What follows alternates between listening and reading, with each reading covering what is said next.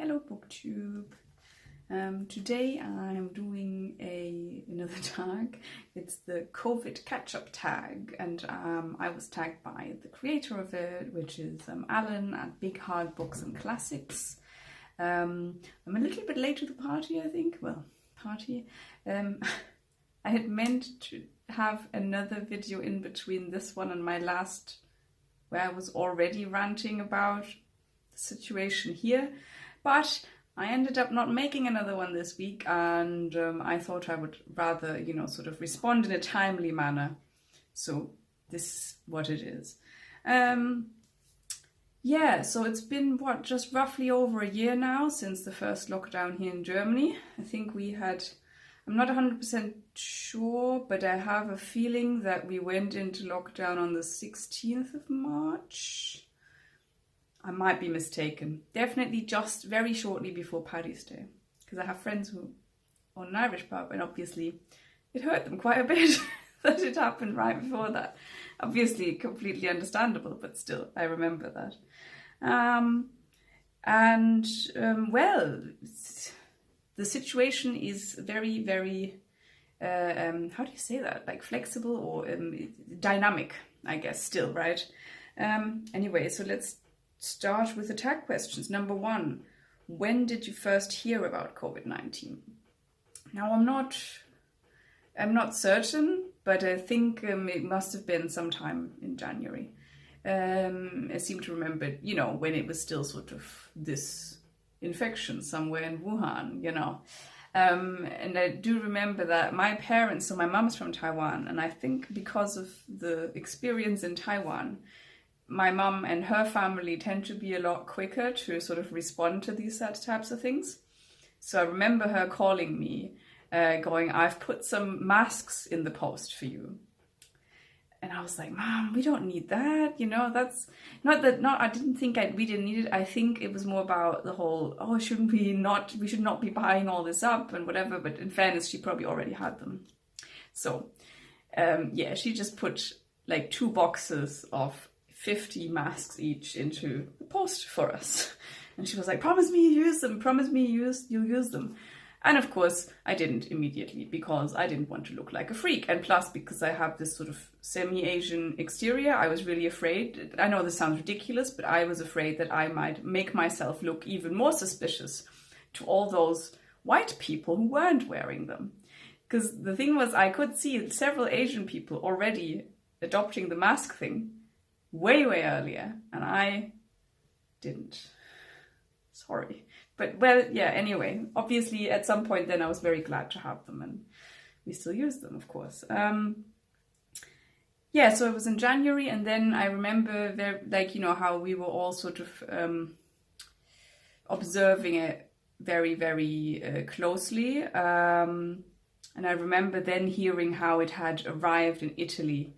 And I remember all of us going, well, it's only a matter of time now. Like, it's going to come across the Alps. I think this was just around the time when a lot of people would go on skiing holidays over there. And sure enough, within a very short time span, it had arrived in Germany. Well, I mean, it had already arrived in Munich, I think. But by that point then, because I live in the south of Germany, but in the southwest, so in Stuttgart. And yeah, within the shortest amount of time, the holiday makers came back, and here it was. Yeah. Number 2, how are things in your neck of the woods? What's open or not? So that's what I meant with dynamic situation. At the moment, there have been several openings in the beginning of March. They made these elaborate plans about what types of things could be, what types of rules could be loosened, after what time frame, and at what types of incidence numbers and stuff like that, which I already thought was premature at the time, and we now see that it was premature. Surprise, surprise, the numbers are going through the roof again. So at the moment, as it stands where I live, bookshops are open with strict limits on as to how many people can be in and whatever. And obviously there's a mandatory mask wearing.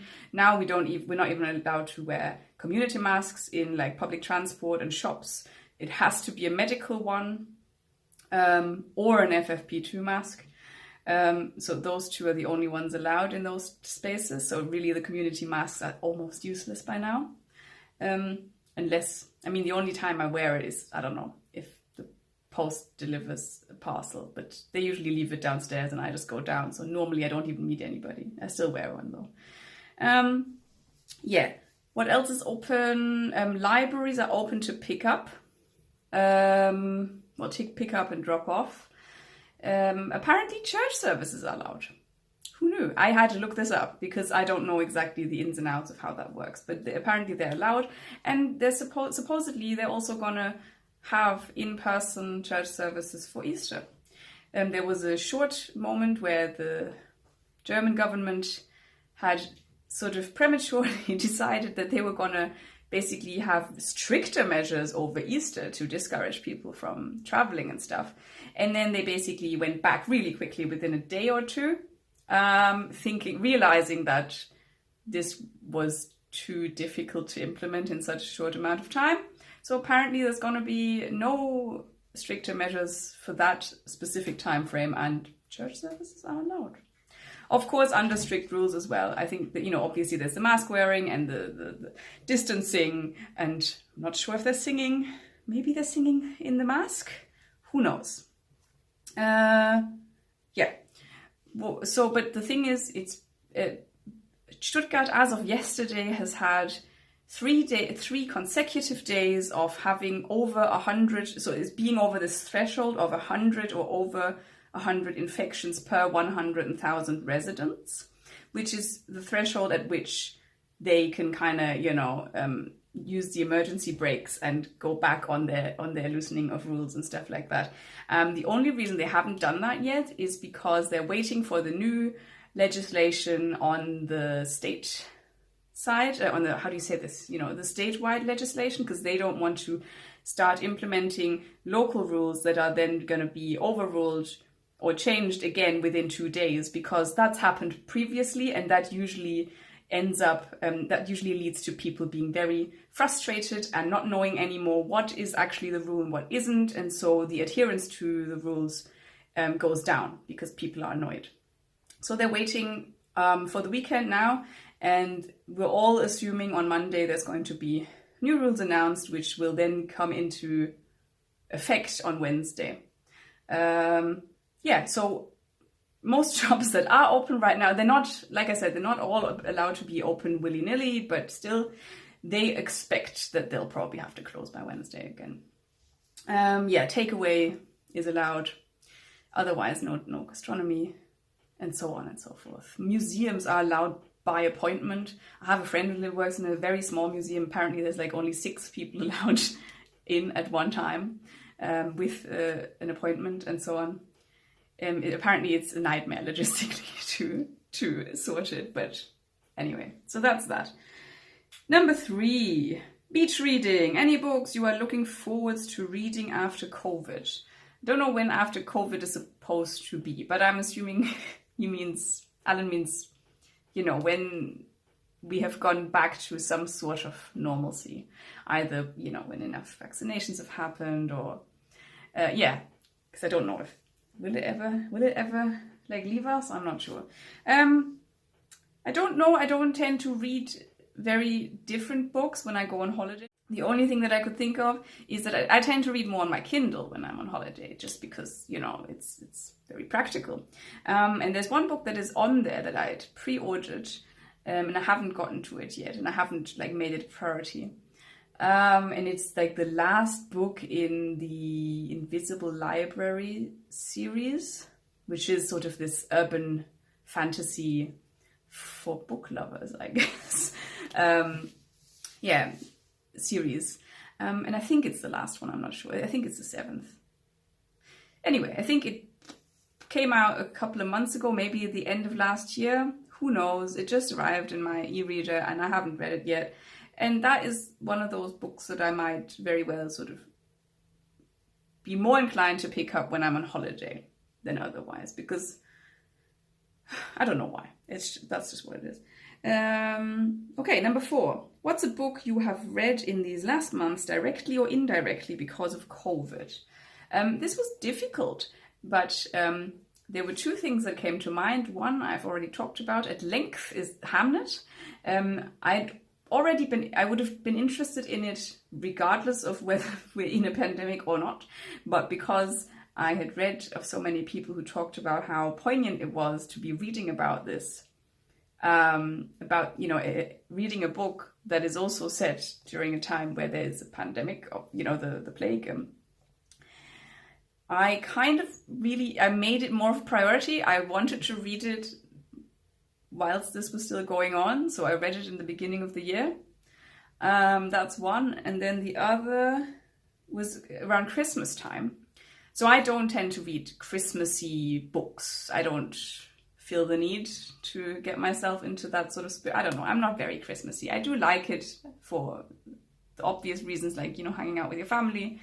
But otherwise, I'm not so into the whole music and books and whatever.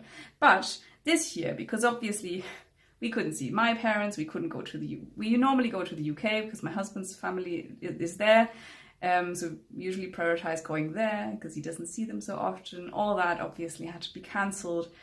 And, we got ourselves a tiny little tree and put some decorations up, and we made lovely food for us, but of course not the same. And over those Christmas days, I really felt the need to get myself more into the Christmas spirit or something, or some sort of substitute. So I listened to several Christmas themed books or novellas, I would say. I can't remember. One of them was Charles Dickens. Oh God, what is it called? What is it called? A Christmas Carol. The other one was, what is it called? A Boy Called Christmas? I don't know. It was narrated by Stephen Fry, and I felt like that was a good thing to be listening to whilst I'm kind of feeling a bit lonely and not seeing anyone of my family. So that's the only thing I could come up with. Number 5, what is the best video you have made or seen during COVID? My channel is very new, so none of mine. I fear I'm not going to be very original. Because of this pandemic, I think a lot of people obviously started using Zoom, and that then also led to several people doing these sort of videos where they discuss books together, and Sean the Book Maniac did that with several people. I think he also interviewed a few authors, and then he chatted to several different booktubers that I also love watching. So there was Roz from Scully Dandling Around the Books, and then there was one that he did with Matt from Mayberry Book Club, which I really enjoyed. There's a whole series of these, and they were just brilliant, and I thought it was really nice to sort of see these bookish people together in one video. Sorry, the camera moving is the cat again. That one. And then there's another YouTuber who is not going to be helpful to any of the non-German speaking people here, but Mylab. She is a scientist with a PhD in chemistry who now works as a science journalist, basically trying to sort of explain, science and scientific papers related to a specific topic. And obviously she made really good informative videos about COVID-19, and about the fears that certain people had about certain things, and sort of dispelling some of them. And so they were really great, but I don't know, it's not going to be very helpful to most of my viewers, I guess. But I'm sorry, that's one of the people that I really appreciated during this pandemic. And the last question, number 6, are you going to have the vaccine? Absolutely. When it finally is my turn to get one, I will absolutely get one, regardless of which one it is. I don't care. I'm just glad, that science has come up with this thing. It's a major, major thing, generally vaccines, and that in this sort of global effort, they've managed to develop several so quickly. I'm incredibly grateful for science. But here it'll probably be summer. I mean, the government is promising that by summer, whatever that may mean, I don't know if it means in the beginning of summer or by the end of the summer, or maybe somewhere in whatever, they will have, but anyway, that's their promise, that they will have made an offer, a vaccination offer to anybody who wants one. I'll believe it when I see it. But I really hope that, you know, it's going to be within this year, hopefully. Yeah, and I would like to stress, I'm very opinionated on this thing. And I've seen some people be very respectful of people's choices about vaccinations. I'm not respect. I don't have respect for that choice. Unless there's a medical reason why you can't get vaccinated, you should get vaccinated. It is not a personal choice, in my opinion. I respect the fact that we cannot make people get the vaccination for ethical reasons, for, the freedom over your own body. I respect that fact, but I think if there's no medical reason that precludes you from having a vaccination, it's a selfish choice to make if you don't have one. So please don't listen to these quacks that, spread misinformation about this stuff. Please get a vaccination if you can. The last thing is to tag people. So I want to tag Mark at Book Time with Elvis, because he's in the Czech Republic, and that would be interesting to hear, because, the Czech Republic is in a pretty bad spot at the moment. And then I would like to tag Maria at MH Books. And lastly, Mark Nash. Don't know if he's already been tagged, but I didn't see it when I checked. Okay, that's it. Hopefully we'll all be in a better place in, a couple of months. Right, that's it. Have a lovely day. Bye-bye.